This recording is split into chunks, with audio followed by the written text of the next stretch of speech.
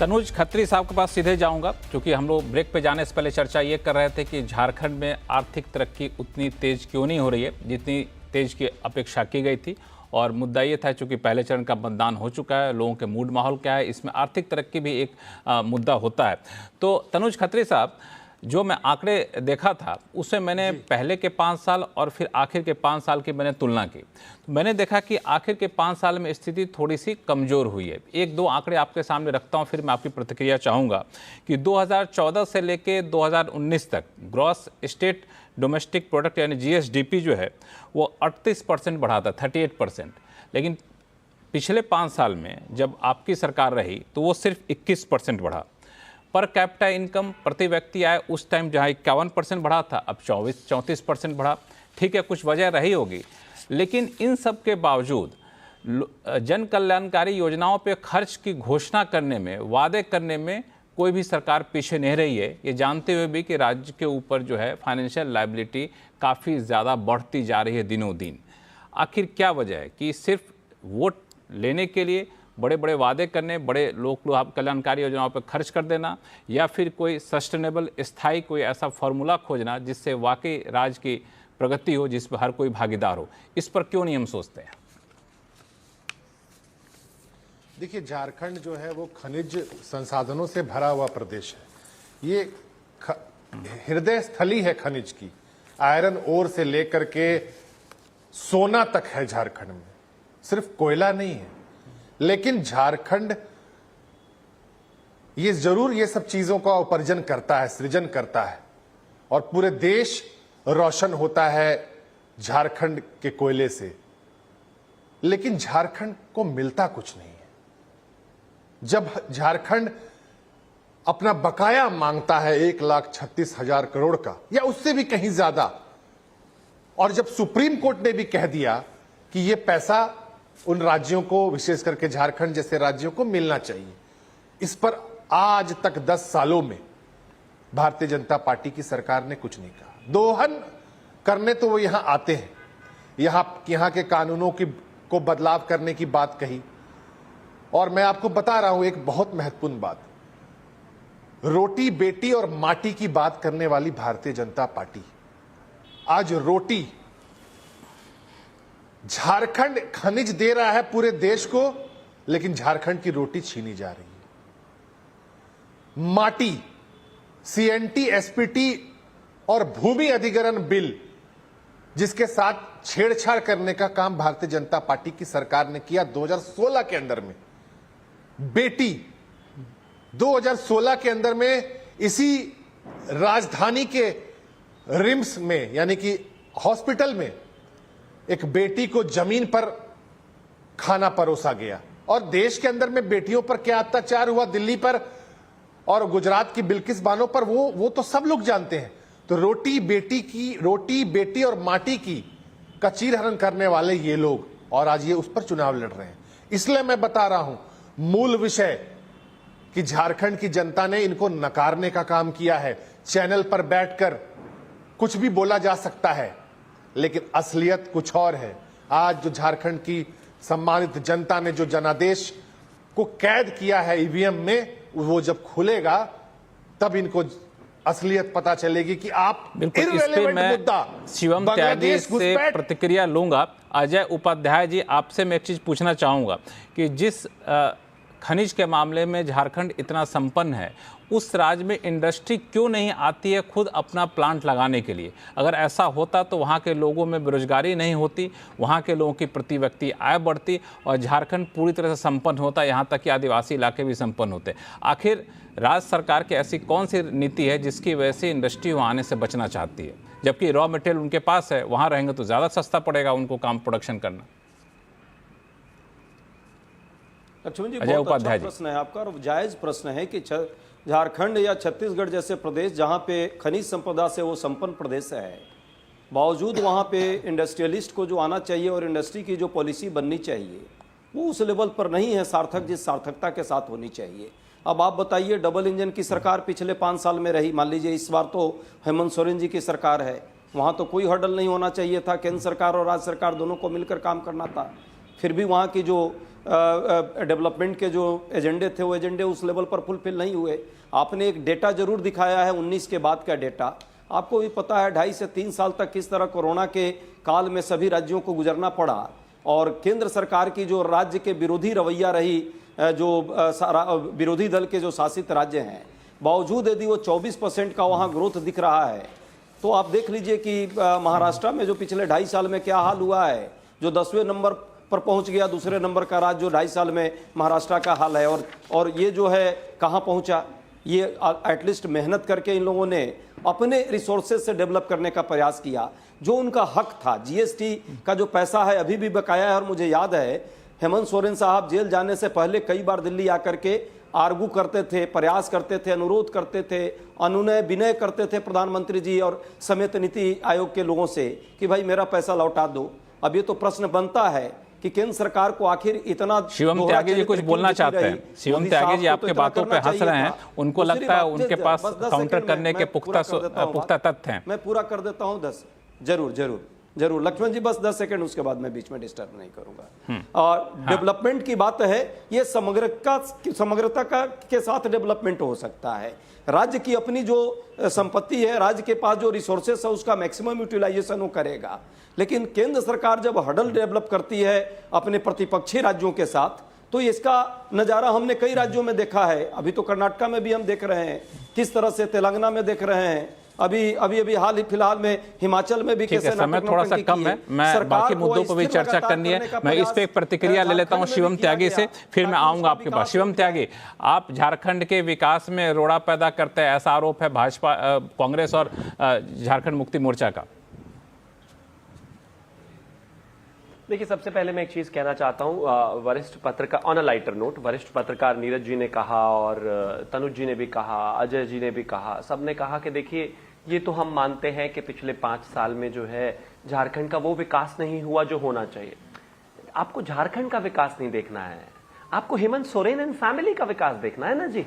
उनका तो अच्छा विकास हुआ है, उनके विकास में कहीं कोई दिक्कत आई हो तो बताइए, उनके घोटालों में कहीं कोई दिक्कत हो तो बताइए, उनको किसी तरह की कोई परेशानी हो तो बताइए।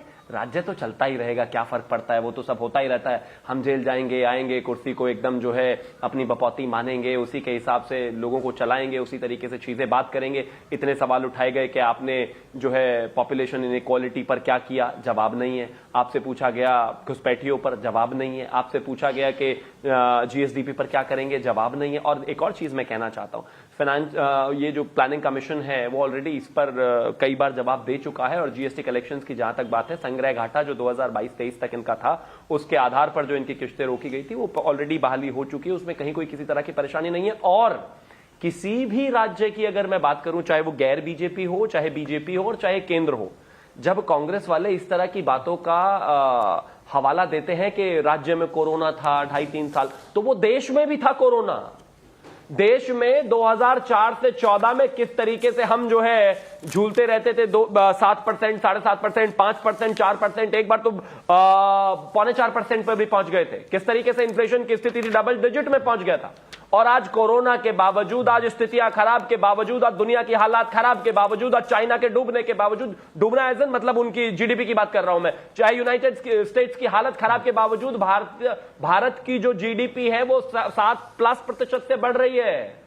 तो केंद्र से सीख लो, कोरोना सबके लिए बराबर था और वित्तीय मदद सबको बराबर गई है। मैं फिर भी वही कहना चाहता हूं, नियत वाली जो एक बात है वो झारखंड की सरकार में या फिर इंडिया अलायंस की सरकार में नहीं रही। और आपने कुछ चीजें महिलाओं को लेकर और कही थी, उस पर एक कमेंट कर देना चाहता हूं।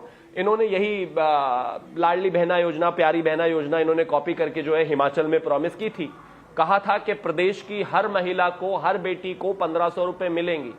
उनसे फॉर्म भरवा लिए, उनसे सब कुछ डॉक्यूमेंटेशन ले लिए, साइन करा लिए। आज वो बहन बेटियां जो हैं इंतजार में है कि कब मिलेंगे। वो अलग बात है कि टॉयलेट टैक्स से लेकर और पता नहीं वो समोसे पे सीआईडी बिठाने का काम बराबर जारी है। हालांकि मैया सम्मान योजना के तहत पैसे मिलने शुरू हो गए पिछले 3 महीने से। शिवम त्यागी जी, मैया सम्मान योजना के तहत पैसे मिलने शुरू हो गए। प्रतीक त्रिवेदी जी, प्रतीक त्रिवेदी, मैं आपके पास आऊंगा। प्रतीक त्रिवेदी, महिला एक ऐसा वर्ग है झारखंड में जहां पे बहुत ज्यादा जो है वो लोग कामकाजी होते हैं। यहाँ तक कि आदिवासी महिलाएं भी बहुत ज़्यादा काम करती है, घर के कमाई में उनका योगदान बहुत ज़्यादा होता है। तो इस तरह की योजनाएं वहाँ की महिलाओं को कितना लुभा पा रही हैं। एक कहते हैं कि 1,000 देंगे, सरकार में आएंगे तो 2,500 2,500 दे देंगे। एक कहते हैं कि नहीं, मैं सरकार में आया तो 2,100 रुपये दे दूंगा। तो इस तरह की लोक लुभावन वादे वहाँ की महिलाओं को कितना आकर्षित कर पा रही हैं? प्रतीक जी। देखिए, मैं एक छोटा सा जनरल, क्योंकि टाइम बहुत कम है, मैं सीधी सी बात करूं। मैंने ऐसा राज्य देखा है, और खासतौर से झारखंड, छत्तीसगढ़ में बहुत थोड़ा, लेकिन झारखंड में सबसे ज़्यादा, जहां पे मजदूर मंडी जैसे सुबह मजदूर बैठते हैं काम के लिए, महिलाएं बैठती हैं, और वो सब आदिवासी क्षेत्र से आई हुई महिलाएं हैं। उनसे जब मैं, क्योंकि वहाँ रुकना पड़ता है, उनसे बात करना है, तो तभी मुद्दे पता चलते हैं। आवास योजना को लेकर निश्चित तौर से वो बड़ी संतुष्ट है, मुतमईन है। बड़ी बात कहती है कि मुझे आवास, जो प्रधानमंत्री आवास योजना, उसका वो हवाला भी देती है, उसकी बात भी वो करती है, और उसके बारे में लेकर सवाल भी पूछती, कब से योजना फिर से, क्योंकि इलेक्शन में रुका तो कब से फिर से शुरू होगा, इन सारी चीज़ों की वो तहकीकात करती है। महिलाओं का कंट्रीब्यूशन वहाँ सबसे ज़्यादा इस बात पे। लेकिन जो सवाल था, बस तुरंत उसी पे आता हूँ।